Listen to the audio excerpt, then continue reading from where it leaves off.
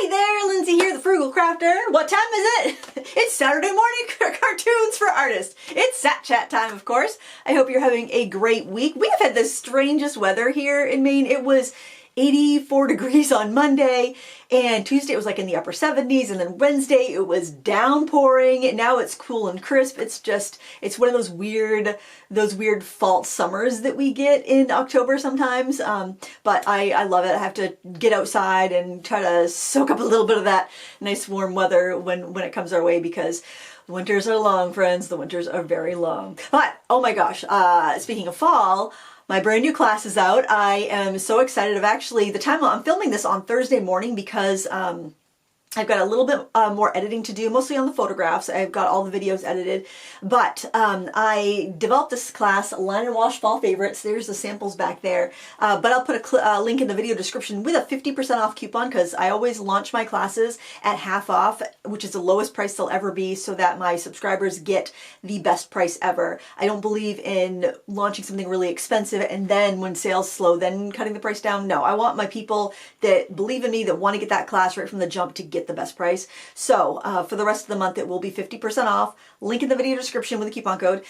But yeah, I've been working on that for the last few weeks, and I just really love this class. And the thing that I really love about it is that I wanted it to be limited supplies, and I wanted to reuse the supplies that I've used in 30 Days to Better Watercolor and in the Line and Wash Botanicals class that I did last fall.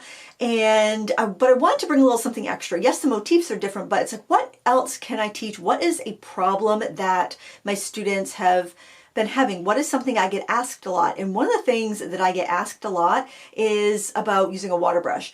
A lot of people are confused by it. A lot of people don't like them because, I mean, honestly, given my druthers, 2 jars of water and some traditional watercolor brushes, that's hard to beat. But then sometimes it's not practical. Maybe you are making art in a car or an RV or on vacation, or you want to sit in the living room with your family while they're watching football, but you want to work in a sketchbook with some watercolors. A water brush is much more convenient, but there's a little bit of a learning curve with it. So I decided for this course, we're going to use the same watercolors that we've used for those other 2 classes that I mentioned, but we're going to use the water brush that comes with the set. Now, generally, I don't even fill these water brushes. I don't even look at them. They just sit in the tin looking pretty and pristine, but like, we're going to use that. We are going to see what this little brush can do, and we are going to put it through its paces, and we're going to paint all 12 of those paintings with it. And that's the only brush we used, just that medium-sized water brush. And I couldn't be happier with how they came out. And I think that I love using a water brush now. Before I was kind of like, oh, you know, water brushes they're kind of a necessary evil. They're really great for, you know, those situations where I'm hiking. I don't want to carry extra painting water. I don't want to carry extra brushes. I just want something easy. But they're versatile. They're versatile. You can do so much with them. And that's what this class is all about. Plus, you get to make 12 fall-themed greeting cards or work in a sketchbook, whatever you want to do. And I do step-by-step drawing with all of the lessons, but I also have a pattern for every lesson, both in a PDF sized for a greeting card, 5x7 greeting card, but also there's a JPEG so you can print it out whatever size you want. You just go in your printer settings and you tell it what size you want to print it. And then you could have it on a full sheet of watercolor paper, or you could have it in whatever size sketchbook you work in, or maybe you want to print out all the patterns at once so you don't waste paper. You could download them all and just print them all at 5x7 like you would photographs. So I like to have as many options as people, because I know we're all, you know, we all want different things out of our art. We all have different desires. You know, some people love to paint on little greeting cards and send them out. I love painting on greeting cards. I think that's so much fun. But I can understand, you know, some of these greeting cards are going to take a while. Although I can paint a greeting card way faster than I can stamp and craft one. So take that however you want. I don't know. I'm very slow. I'm a very slow paper crafter, but faster with cards. But maybe you want to keep it in a sketchbook, or maybe you want to frame them to go around your house. Maybe you visited New England once and you just loved the vibe, you love the New England in the fall, and you want to recapture that, and you want to do these paintings to hang around your home in a larger size. That's totally fine. I guess if you were doing a larger size, you might want to use a traditional brush, like a fatter brush. These are all 5x7, but definitely you're going to get some good practice with that water brush. And what I love about it is that we're using the one that comes for free in the watercolors that I recommend. So this set is 20 bucks. It's very affordable. It's the Miel Yang or Pretty Excellent set of 36 colors. A lot of us have it. You have it if you took my other classes probably. You don't have to use that. You could use whatever brand you want and whatever water brush, medium-sized water brush you want. But the fact that most of us have this kicking around already and we're putting something to use that we've kind of overlooked in the past, I think that's really good because you're getting so much practice. You're using your stuff, using your stash.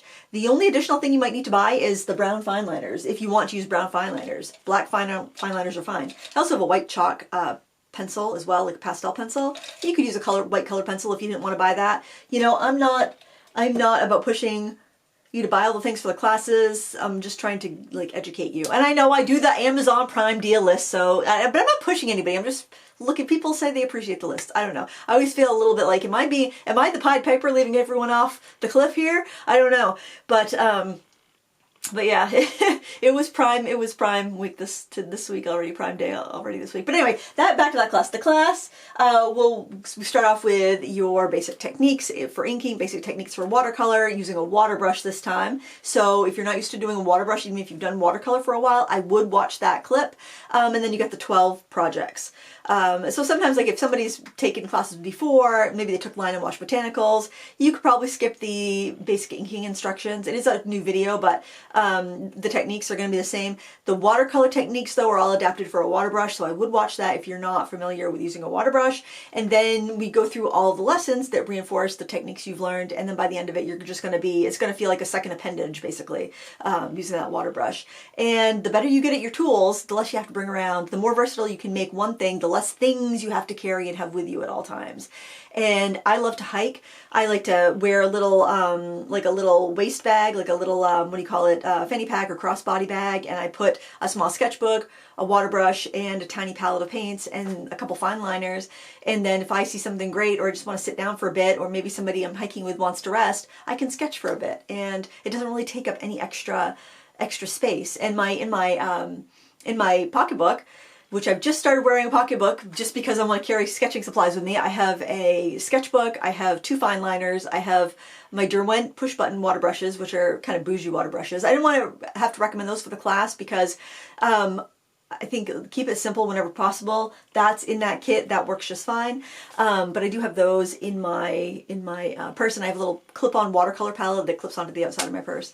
So far I have not used it all that much, to be honest, but it's there if the mood strikes. If I'm going out to paint, I've got my gear, but I guess I haven't been out that much. I really haven't been out that much. I've been home. I've been working a lot.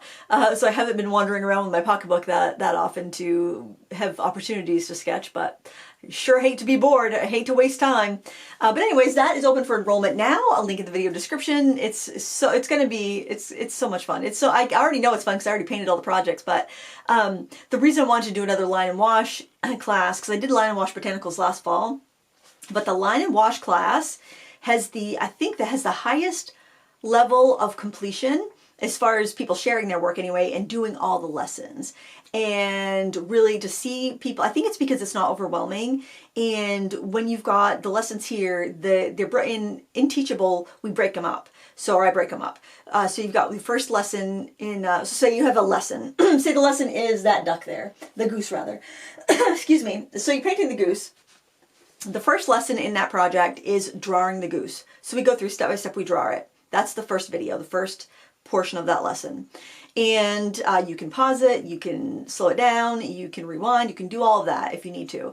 Then you have your goose drawn. You may decide that, I don't know if I like my goose. I think I like Lindsay's goose better. I'm going to print out the goose pattern and I'm going to transfer it onto my paper. So the next lesson is the inking. So if you drew your goose on your card, you're happy with it, go on to the next lesson. You may wish to draw it on scrap paper and then transfer it onto your paper. That's fine too. And then the next lesson is just doing the inking, applying our pens to it. And again, you can pause it, you can rewind it, you can fast forward it, you can slow it down, you can do all of those things for that lesson. Then after that lesson's done, then we paint it, and the painting might be done in 1 or 2 steps depending on if we have an area that needs to dry or if it's really long and I want to just kind of break it up. So I mean, you could take each lesson and you could do it over the course of 3 days if you wanted to, and stretch it out for a month and get that daily practice in, which I think is so important when you are trying to build an art habit. So anyway, I just know that's something I noticed with Line and Wash Botanicals is that people were sticking to it. Like, because sometimes you'll have a class where you have a lot of people posting like the first couple lessons and then it dwindles a little bit.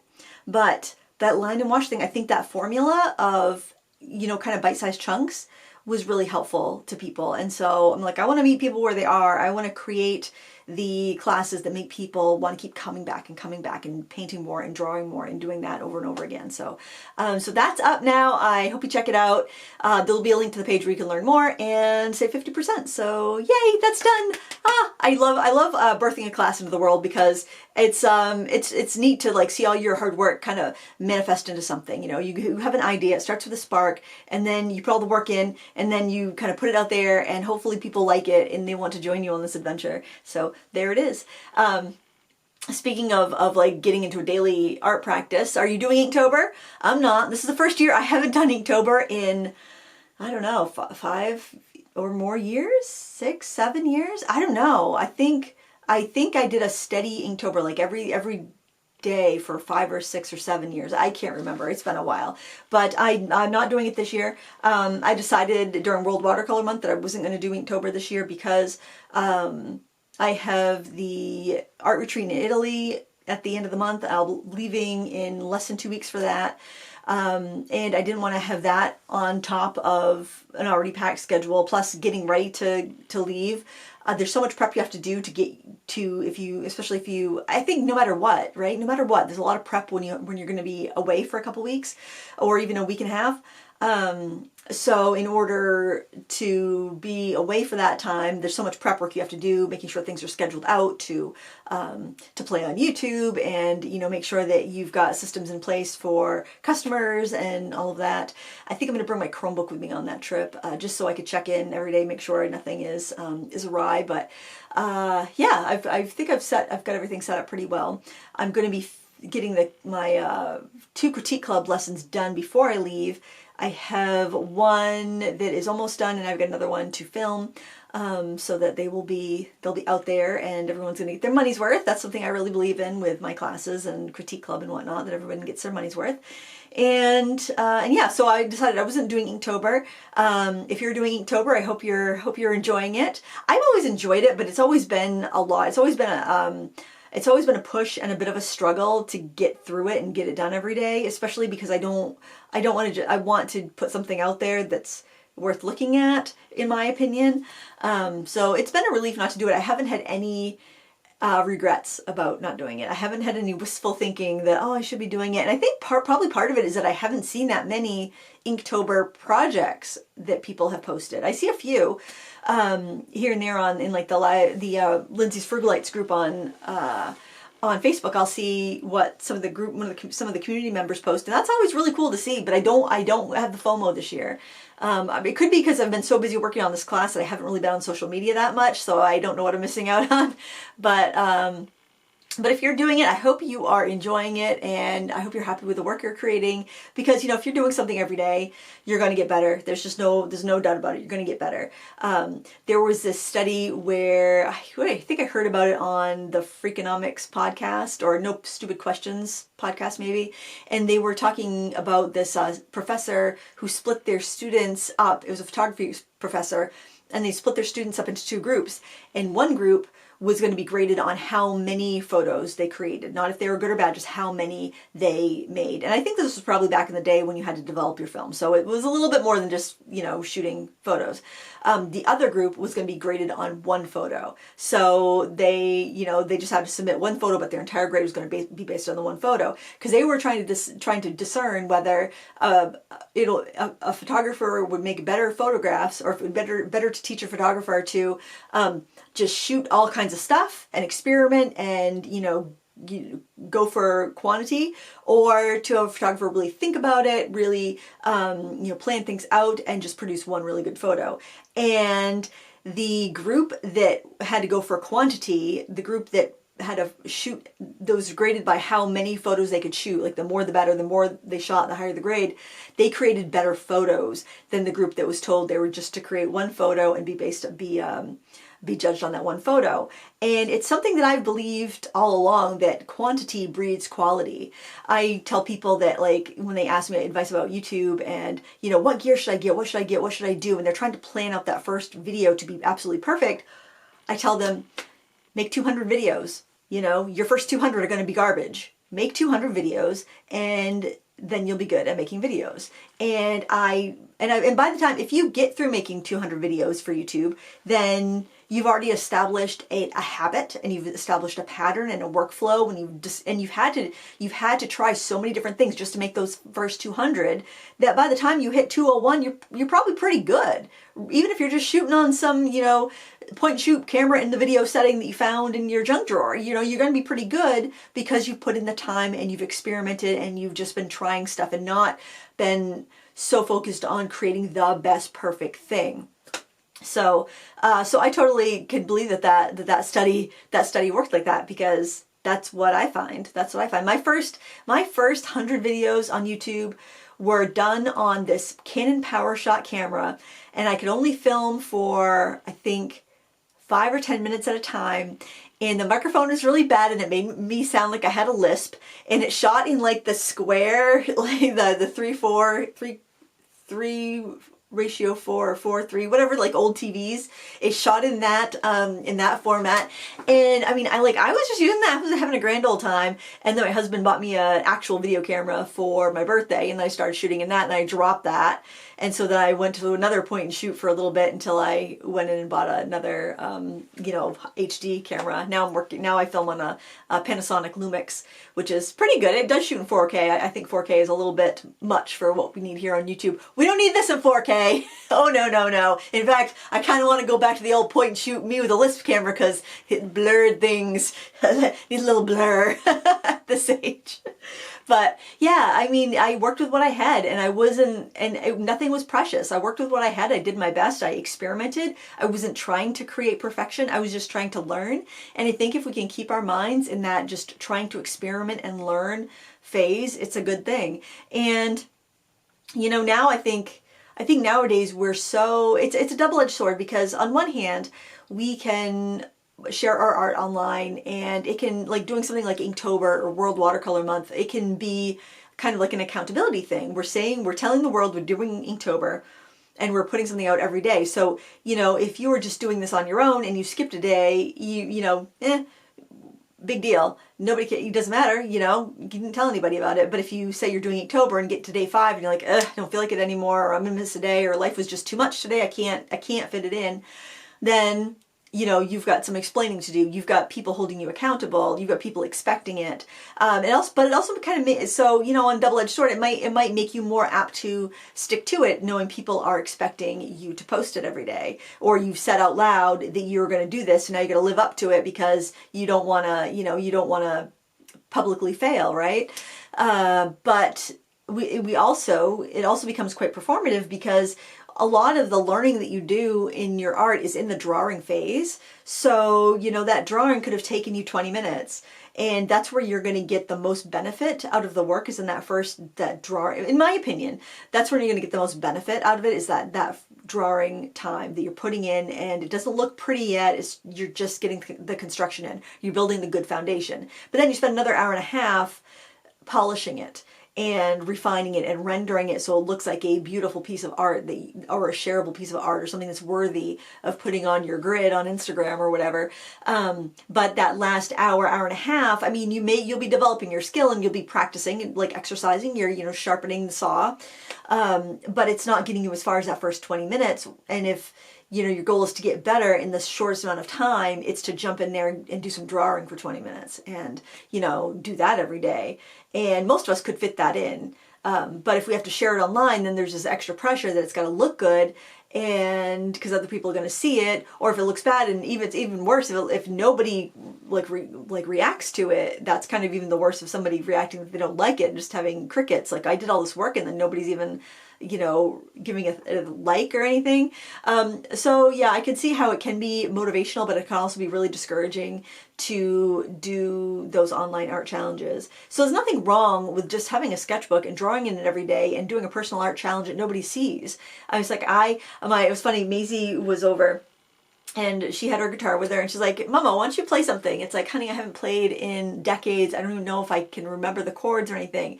She's like, come on, Mama, try. And I'm like, all right, bring me the nail clippers, because my nails were too long, so I had to cut my nails off. And so I took the guitar, and I somehow remembered the chords to Run Around by Blues Traveler. So I played that and I sang it, and Maisie thought it was wonderful. She got a kick out of it. I don't know. It wasn't wonderful. Let me tell you, she thought the idea that I was playing a song on the guitar was wonderful. The song itself and the rendition of it, not wonderful, but it was fun.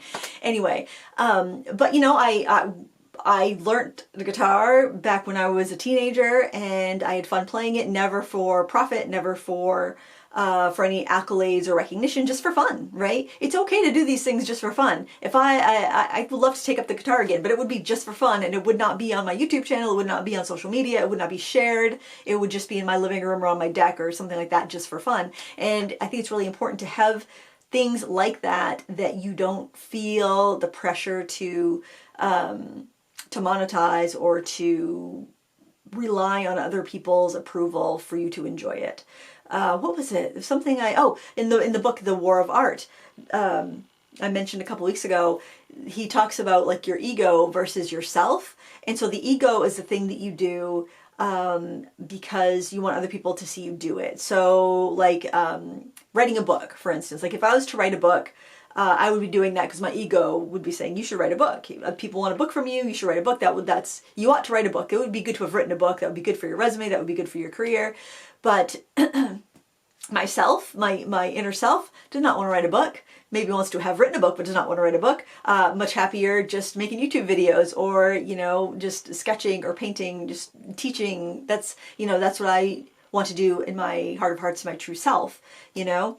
And yeah, separating the ego, what we think other people want to see or what we think makes us look better versus what it is we actually want to do. And he said, if nobody was witnessing you do the thing, what would you do? Would you still do it? Would you still create this art? Would you still make this music? Would you still paint that painting? Would you still write that book if nobody else was going to read it, watch it, see it, comment on it?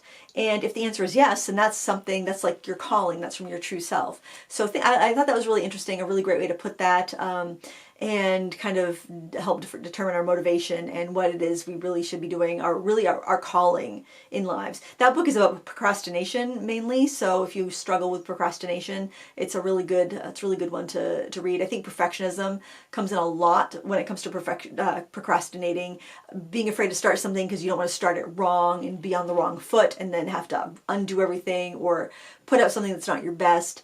But yeah, I highly recommend that book. And speaking of books, another book that I started, I would say about 3/4 of the way through. It's really fun. The book is by Samantha Downing, and it's called Too Old for This, and it's about a retired serial killer. And it's funny. I would say it's not a horror, it's not a thriller, it's a comedy. She wrote the book My Lovely Wife, which was more of a thriller. This one's more of a comedy. That one was a little bit more of a thriller, but I love that book too. That book was really good. But I just checked it out from the library. I saw it was published this year, and because I follow Samantha Downing on Amazon, when she has like new books coming out, I'll see. And I'm really enjoying this, and the chapters are really short, so if you struggle to find time to read, maybe you have young kids at home, or you just have maybe trouble just settling down and focusing for too long at a time, like we all do in this modern age. The chapters are a couple pages long, and so you can pick it up, put it down. In fact, I was like rendering videos, because I do a lot of my editing at night. I do my filming in the day. I try to get my creative work done between 10 a.m. and 3 p.m. And then I do like I usually do email first thing in the morning, check that sort of stuff right when I get up after I've had my first cup of coffee. But then my important creative time is 10 a.m. to about 3 p.m. And then I pick away at editing in the evening when I'm getting a class ready. I generally don't work 6 a.m. to 9 p.m. But when I'm getting a class ready, that's a schedule for a couple of weeks. But there's a lot of times where I'm kind of like I'm rendering something. I've got 20 minutes before I can use the computer for something else to render the next video, to edit and render the next video. So I'll pick up that book and I can read a chapter or two and then get back to that. So that's been really fun to read. Highly recommend it. I'll link it down below. yeah, that's what I've been reading this week. It's good to have, I think it's good to have a book going, because I tend to get into the scrolling, and nowadays it just, man, it seems more dystopian than ever to scroll social media. I guess, you know, Instagram's not as bad because I can click the word Instagram and click following and just see who I'm following, and it's just art accounts, art and crafting accounts, so I can keep it pretty upbeat. Oh, speaking of crafting, I made these earrings. I'm calling them my grease earrings. So I made them with like gold and red and like amber colors. So I figured that's very, you know, it's very very, not Greece, very Italian, very Italian. I did make Greece earrings too, and I used shades of blue, like these chandelier, a couple chandelier earrings for Greece for next year. But I did that last week, and I had a little jewelry making get together, and I'm like, I need to make some new jewelry. I need something for Italy because all my stuff is just boring and old, and I need to make something fresh and new. So so I made these for Italy, and looking forward to that. I gotta do some prep for that next week. I've got to get my book boards cut and punched, and just all the supplies that I'm bringing packed up. The watercolor paper is being ordered in, a bunch of stuff's being ordered into the venue, but I do have to bring some specialty items in myself. So I gotta make sure I get all that together, and I can't do that too early because I'm the type of person that will be a little anxious and unpack everything and check it at the last minute if I pack too early, because I'll be sure I forgot something, so I need to take it all apart again and repack it. So better off doing it at the end so I don't have to unpack it and recheck it again.